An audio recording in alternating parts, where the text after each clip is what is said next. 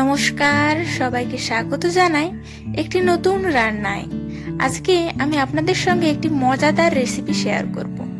আপনারা মোটামুটি সবাই জানেন ওই 4-5 দিন আগে দেশের প্রধানমন্ত্রী ঝাড়গ্রামে এসেছিলেন, আর ঝাড়গ্রামে এসে ঝাড়গ্রামের ঝালমুড়ি খেয়ে গেছেন। আজকে আমি আপনাদের সঙ্গে ওই ঝাড়গ্রামের ঝালমুড়ির রেসিপিটাই শেয়ার করব। তাই চলুন আর বেশি বকবক না করে আজকে রেসিপিটা শুরু করি। ঝালমুড়ি বানাতে যেটা প্রধান উপকরণ লাগবে সেটা হলো মুড়ি।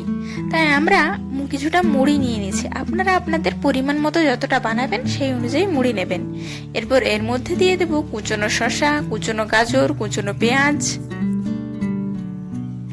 আর দিয়ে দেব অঙ্কুরিত ছোলা,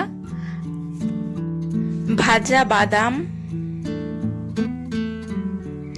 কাঁচা লঙ্কা কুচি, একটু পরিমাণ মতো চানাচুর,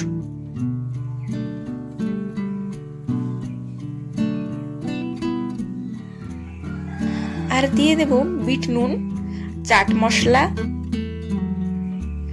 আর একটু টক স্বাদের জন্য দিয়ে দেব আমের আচার, আর ওপর থেকে একটুখানি সর্ষের তেল ছড়িয়ে দেব।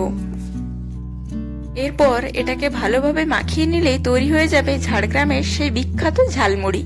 আপনারা সবাই অবশ্যই এটা বাড়িতে বানিয়ে খান, আর কেমন হয়েছে আমাকে কমেন্টে জানাবেন।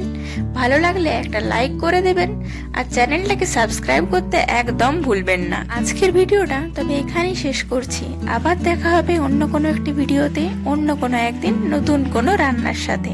ততক্ষণ সবাই ভালো থাকবেন, সুস্থ থাকবেন। ধন্যবাদ।